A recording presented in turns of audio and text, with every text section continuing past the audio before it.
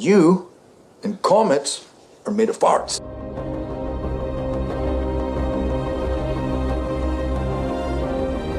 I always enjoyed those old Roland Emmerich disaster movies. I don't think they're very good movies, but I've always enjoyed them for what they were.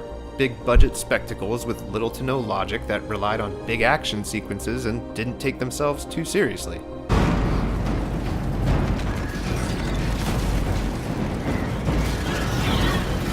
That's kind of what I expected to see when I sat down to watch Greenland.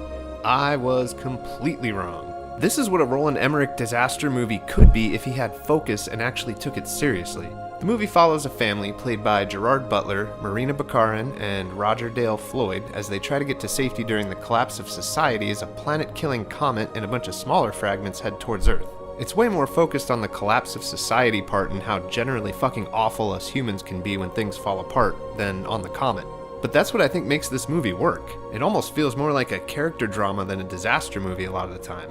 There's no ensemble cast here that we need to keep jumping between. There's no mission to blow up the comet and save the world. We just stay with these characters the whole movie. It wasn't what I expected, but I like it. There isn't much to them when we first meet them. They're a pretty normal, boring family, but they grow through so much during the course of this movie that they get pretty well fleshed out as it goes. The action scenes in this are well executed and pretty damn intense. When we aren't dealing with the world falling apart, there's a bunch of small fragments of the comet periodically entering our atmosphere and just slamming into the world. There are some good visuals in here too. The effects aren't amazing, but it doesn't look bad either. Apparently this is a pretty mid-budget movie, so I think they did a really good job with what they had at their disposal. What this movie has working against it though is the lack of originality. There's nothing here we haven't seen before, so it's pretty predictable. But I don't think that makes it any less intense because it's all just, like I said, really well executed. Also, there's some pacing problems, especially early in the third act, but it doesn't lag for too long anywhere. It gets moving again pretty fast, so it's not really too distracting. There's also some pretty bad and cheesy dialogue sprinkled throughout here,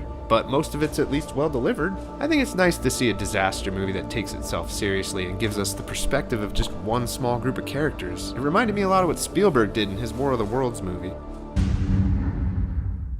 In a world of massive budgets and superheroes, this one kind of stands out to me a bit since it had a good balance between the characters and the spectacle. 3.5 out of 5. You could do worse at the Redbox. Alright, that's it for this brief review. I'll see you on the next one.